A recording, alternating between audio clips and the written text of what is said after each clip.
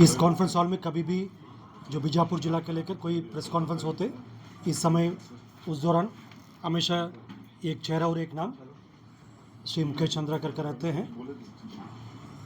कभी भी पुलिस संबंधित कोई भी विषय है, हम लोग प्रेस कॉन्फ्रेंस करते थे। उस दौरान उन्होंने काफ़ी एक एक्टिव रोल में, एक सकारात्मक भूमिका में हमेशा हम लोग के बीच में उपस्थित रहते थे। और आज दुर्भाग्य है, ये प्रेस कॉन्फ्रेंस उनकी लेकर घटनाक्रम हुआ, उसी के संबंध में हमको करना पड़ रहा। आप सबके माध्यम से मैं जो उनके परिजन को और उनके साथियों, उसमें ना सिर्फ बीजापुर में, पूरा प्रदेश के और प्रदेश के बाहर भी उनका काफ़ी एक पहचान है, उनकी काफ़ी एक फॉलोइंग है। उन सबको जो हम लोग की ओर से संवेदना व्यक्त करते हैं और ये आश्वासन भी देते हैं, उनके साथ जो घटनाक्रम हुआ उसका निश्चित रूप से न्याय मिलेगा। इस बात के साथ साथ मैं पुनः उनके परिजन को प्रति संवेदना व्यक्त करते हुए, उनके सभी साथियों, सभी उनकी चाहने वालों को सबके प्रति संवेदना व्यक्त करते हुए और उनकी आत्मा शांति प्रदान करे, ईश्वर उनके परिजन को शक्ति प्रदान करे। इसके साथ साथ जो पूरा घटनाक्रम के संबंध में अभी तक वेचना में जो बात सामने आए थे, उसको मैं आप सबकी समक्ष रखना चाहूँगा। आज मेरे साथ डीआईजी दंतेवाड़ा श्री कमलोचन कश्यप, कलेक्टर बीजापुर श्री संबित मिश्रा साहब, जो बीजापुर एसपी साहब जितेंद्र यादव साहब मेरे साथ उपस्थित हैं।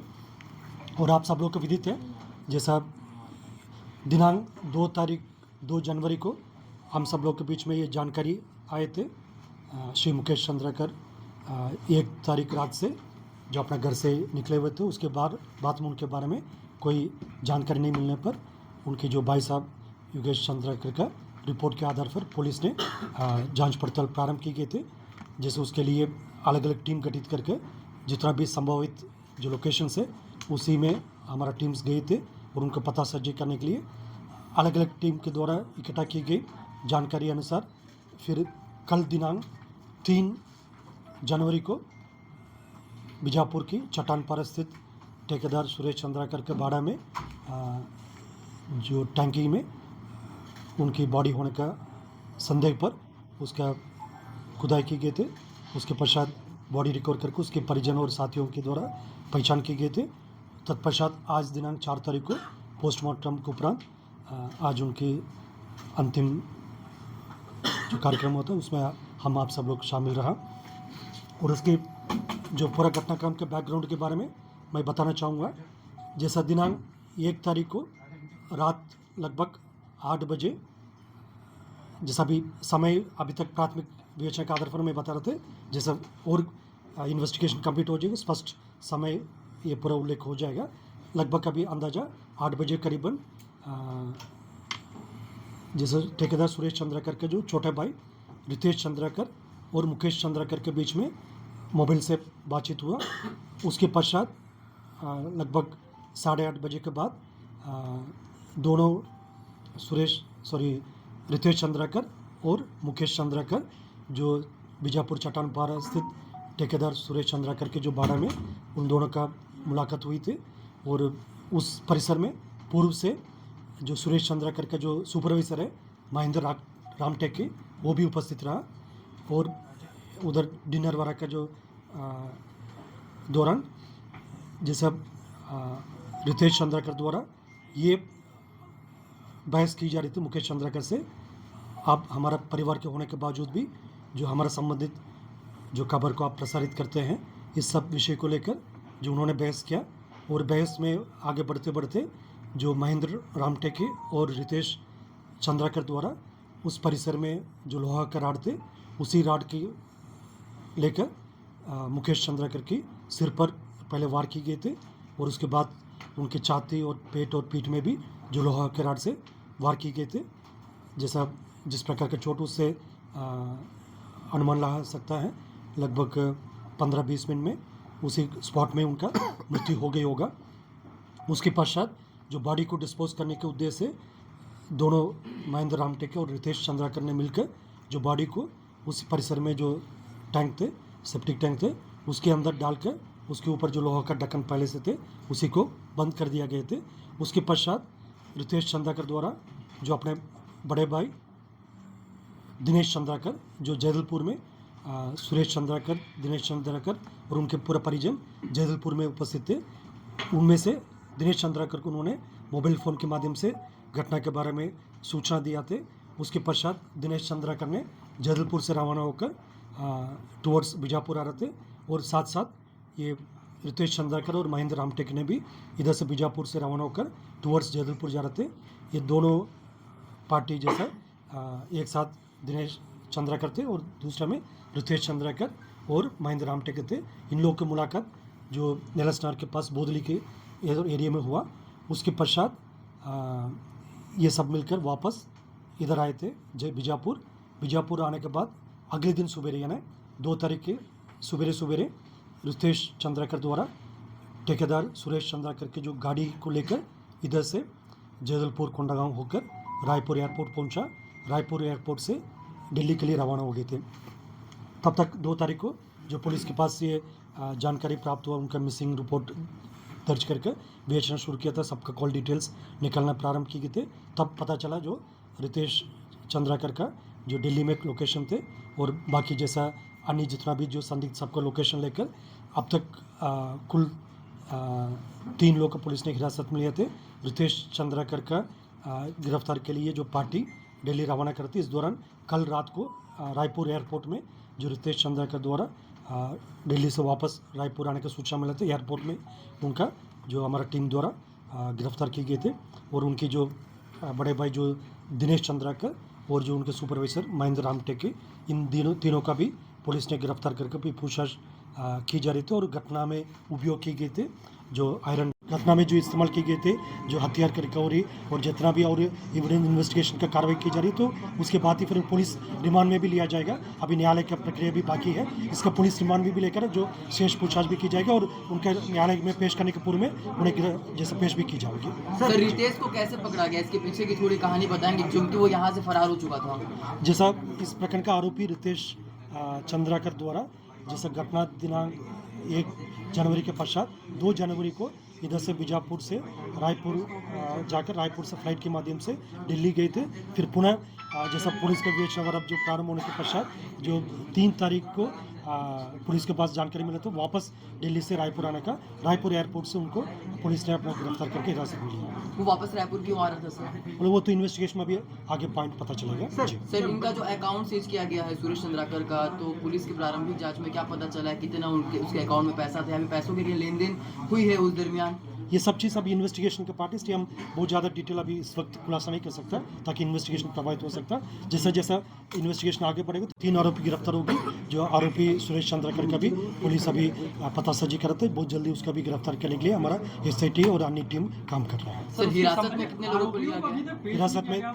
हिरासत में 3 आरोपी है, रितेश चंद्राकर, दिनेश चंद्राकर, महेंद्र रामटेक के 3 आरोपी जो ये तो गिरफ्तार है सर ना हिरासत में। और कितने लोगों को पकड़ा गया जिनसे पूछताछ पुलिस और कर रही है? इस पूछताछ और भी कई लोग से की जा रही थी क्योंकि अभी इन्वेस्टिगेशन जारी है, इसलिए मैं बहुत ज़्यादा डिटेल उस संबंध में अभी बोलना उचित नहीं रहेगा। 3 आरोपी को पुलिस ने अभी, क्योंकि उनके खिलाफ पर्याप्त साक्ष्य सबूत थे, इसलिए पुलिस ने उसको अपना हिरासत में लेकर गिरफ्तार भी किए थे।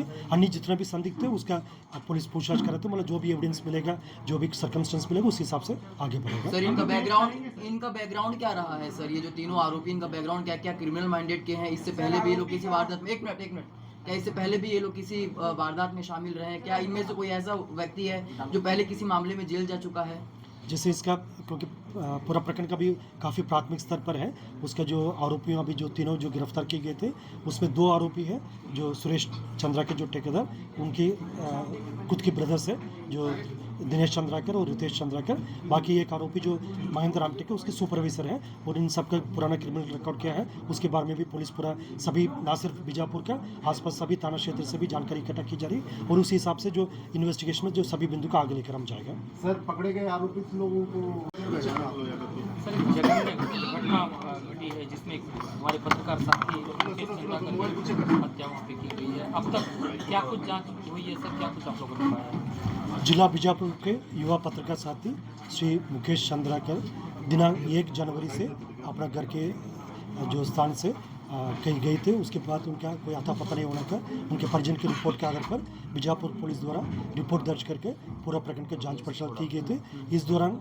दिनांक 3 जनवरी को बीजापुर के चट्टानपारा स्थित ठेकेदार सुरेश चंद्राकर की बाड़ा में सेप्टिक टैंक के अंदर उनके बॉडी होने का शंका पर उसका रिकवर किए गए थे, बॉडी रिकवर किए गए थे। बॉडी रिकवर करने के पश्चात उसका मार्ग पंचनामा एवं पोस्टमार्टम वाला कार्रवाई भी की गए थे और प्रकरण का अपराध पंजीबद्ध करके एक special investigation team additional SP Mayank Gurjar IPS officer के नेतृत्व में 11 सदस्य एक SIT गठित की गई। अभी प्रकरण का विवेचना की जा रही थी। प्रकरण की विवेचना में अब तक कुल 3 आरोपी हैं। इसमें रितेश चंद्राकर, एक महेंद्र राम टेके और दिनेश चंद्राकर, ये 3 आरोपी को पुलिस ने गिरफ्तार करके अभी आगे का कार्रवाई की जा रही थी।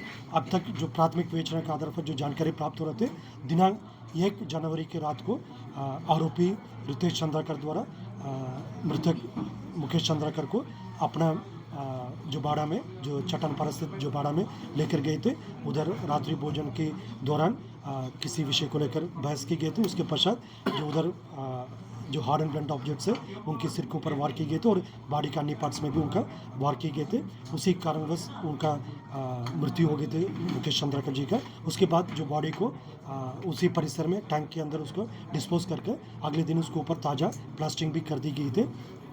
अब तक विवेचना में जो भी पुलिस के पास फॉरेंसिक एविडेंस, जो टेक्निकल एविडेंस और जितना भी साइंटिफिक एविडेंस प्राप्त हो, उसी आधार पर जो प्रकरण में शामिल आरोपी रितेश चंद्राकर और महेंद्र राम टेके और उनकी जो सहयोगी दिनेश चंद्राकर, इन तीनों को गिरफ्तार किए गए थे। एक अन्य आरोपी जो ठेकेदार सुरेश चंद्राकर, क्योंकि उस घटनाक्रम में उसी के परिसर में पूरा घटना हुआ और उसकी वाहन भी इस्तेमाल हुआ और अन्य जितना भी परिस्थिति के आधार पर उनके खिलाफ भी अभी पुलिस आरोपी मानकर उनका भी तलाश की जा रही थी। जैसा उनके पता साजी उनका गिरफ्तारी के लिए अलग अलग टीम गठित करके अभी विवेचना की जा रही थी और जल्द से जल्द उनको भी हम पुलिस हिरासत में लेकर आगे कार्रवाई की जाएगी और इस प्रकरण में बहुत त्वरित तरीके से हम विवेचना पूर्ण करके न्यायालय में चालान पेश करके जो मृतक पत्रकार साथी मुकेश चंद्राकर के जो साथ घटना होता है उसके लिए उनके परिजन को न्याय दिलाने के लिए हर कदम हमने प्रयास करके उसका एक प्रोफेशनल और साइंटिफिक तरीके से उसका प्रकरण को लॉजिकल एंड तक ले आएगा। क्या सर सुरेश चंद्राकर जो इसका मास्टरमाइंड बताया जा रहा है, जो आरोपी है, और आगे जाना है और आरोपी जो भी उनका भी गिरफ्तारी करना है, ये सब कार्रवाई विशेष और हम इसको पूर्ण करेंगे। सर किस बारे में शामिल है उसको विरोध किया जाएगा? जी अभी क्योंकि सीन ऑफ क्राइम के हिसाब से हमारा इन्वेस्टिगेशन सीन को फॉरेंसिक टीम द्वारा पूरा जांच करना है और उसके सीन को रिक्रिएट करना है, ये सब कार्रवाई करना है। उसके पश्चात जो संबंधित विभाग द्वारा उसकी कितना वैलिडिटी है, कितना लीगल जो कॉन्सिक्वेंस सबको देकर आगे कार्रवाई करना है। मैं इसका पूरा जानकारी आपको जो थोड़ी समय में 5-10 मिनट में जो सॉफ्ट कॉपी और अन्य जितना भी डिटेल्स है उसका शेयर की जाएगी और मैं पूरा आप सब लोग के माध्यम से पूरा क्षेत्र की जनता को और उनके साथियों को, परिजन को, जो शासन को से अपना संवेदना प्रकट करना चाहता हूँ। हमारे पत्रकार साथी मुकेश चंद्राकर की हत्या वहाँ पे की गई है। अब तक क्या कुछ जांच हुई है सर, क्या कुछ आप लोगों ने पाया? जिला बीजापुर के युवा पत्रकार साथी श्री मुकेश चंद्राकर दिनांक 1 जनवरी से अपना घर के जो स्थान से कहीं गए थे। उसके बाद उनका कोई अता पता नहीं हो रहा था। उनके परिजन की रिपोर्ट के आधार पर बीजापुर पुलिस द्वारा रिपोर्ट दर्ज करके पूरा प्रकरण का जांच पड़ताल की गई थी। इस दौरान दिनांक 3 जनवरी को बीजापुर के चट्टानपारा स्थित ठेकेदार सुरेश चंद्राकर की बाड़ा में सेप्टिक टैंक के अंदर उनकी बॉडी होने का शंका पर उसका रिकवर की गई थी, बॉडी रिकवर की गई थी। बॉडी रिकवर करने के पश्चात उसका मार्ग पंचनामा एवं पोस्टमार्टम वाला कार्रवाई भी की गई थी और प्रकरण का अपराध पंजीबद्ध करके एक special investigation team additional SP Mayank Gurjar IPS officer के नेतृत्व में 11 सदस्य एक SIT गठित की गई। अभी प्रकरण का विवेचना की जा रही थी। प्रकरण की विवेचना में अब तक कुल 3 आरोपी हैं। इसमें रितेश चंद्राकर, एक महेंद्र राम टेके और दिनेश चंद्राकर, ये 3 आरोपी को पुलिस ने गिरफ्तार करके अभी आगे का कार्रवाई की जा रही थी। अब तक जो प्राथमिक विवेचना के आधार पर जो जानकारी प्राप्त हो रहे थे, दिनांक 1 जनवरी की रात को आरोपी रितेश चंद्राकर द्वारा मृतक मुकेश चंद्राकर को अपना जो बाड़ा में, जो चट्टानपारा स्थित जो बाड़ा में लेकर गए थे।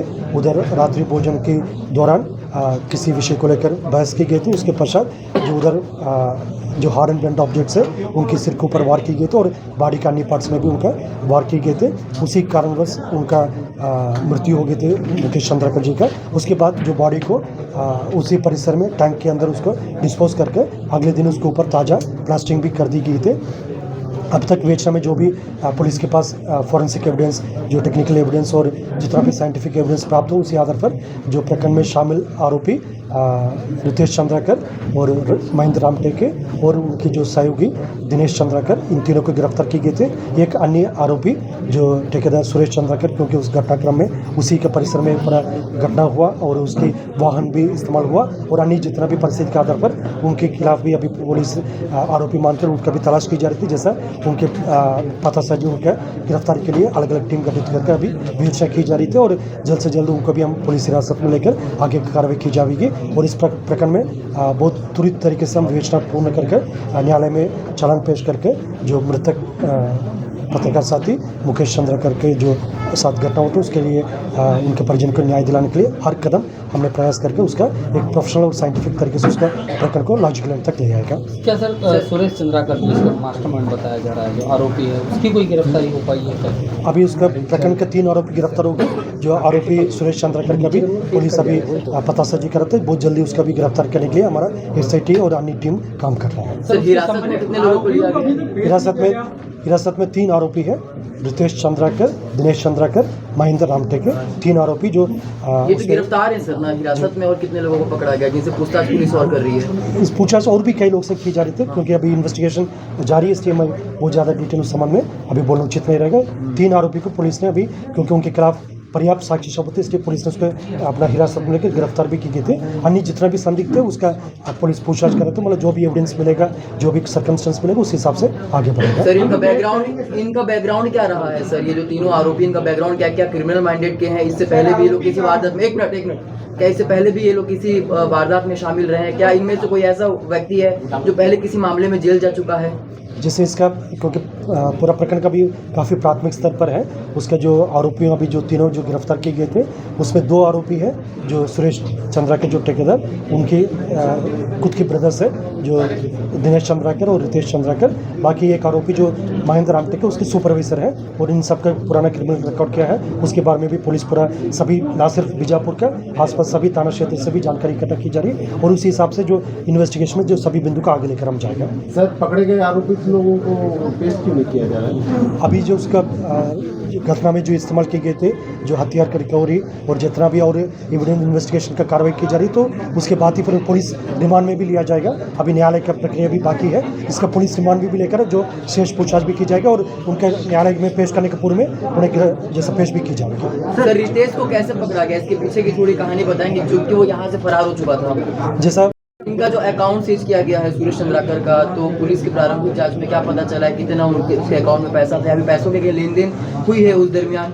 ये सब चीज़ अभी इन्वेस्टिगेशन के पार्ट, इसलिए हम बहुत ज़्यादा डिटेल अभी इस वक्त खुलासा नहीं कर सकता, ताकि इन्वेस्टिगेशन प्रभावित हो सकता है। जैसा जैसा इन्वेस्टिगेशन आगे बढ़ेगा तो फिर जो जो जानकारी आप सबके समक्ष रखना चाहता हूँ निश्चित रूप से। जो बस्तर संभाग की शांति, सुरक्षा एवं विकास के लिए जो पत्रकार साथियों को जो भूमिका काफ़ी महत्वपूर्ण रहा, काफ़ी अहम रहा। अनफॉर्चुनेटली ये घटनाक्रम में हमारा एक युवा और काफ़ी एक जैसे इस इलाके के लिए मतलब एक्टिव रूप से अपना कार्य करने वाला जो पत्रकार साथी को हमने खो लिया, इसके दुख, इसका कमी है हम सब का हमेशा के लिए रहेगा। जो उनके परिजन को भी इस वक्त हम जो सांत्वना देना चाहते हैं, आश्वस्त भी करना चाहते हैं, मतलब पूरा समाज, पूरा शासन से लेकर सभी उनके साथ है, और इनकी घटना में जो भी शामिल रहा उन सबके खिलाफ कड़ी से कड़ी कार्रवाई करके हम इनके न्याय दिलाने के लिए पूरा कार्रवाई कंप्लीट करेगा। और साथ साथ जो अन्य पत्रकार साथी हैं जो कठिन इलाका में काफ़ी चुनौती के बीच में काम कर रहे थे, इस बात को लेकर शासन हम सब लोग काफ़ी सेंसिटिव भी है, और आने वाले समय में हम इनके सुरक्षा के लिए जो भी कार्रवाई होना चाहिए, जो भी हमारा तरफ से जो एक्शन होना चाहिए निश्चित रूप से उसका उठाएगा। तो ये बस्तर क्षेत्र के एक निर्णायक मोड में है। अभी वर्ष 2024 में जिस तरीके से सबके सहयोग से हम काफ़ी आगे बढ़ गए थे, लेकिन आने वाला साल 2 साल हमारे लिए काफ़ी निर्णायक रहे, तो उसमें सब मिलकर आगे बढ़ने का काफ़ी आवश्यकता है। लेकिन ये दुर्भाग्यवश एक घटना हो चुकी है, लेकिन इसमें जो भी आरोपी रहे तो उसको बख्शा नहीं जाएगा, और भविष्य में इस टाइप का घटना पुनरावृत्ति ना हो, इसके लिए जो भी हर कदम हमको उठाना चाहिए उसको निश्चित रूप से। सर सुरेश के ऐसे कितने ठिकाने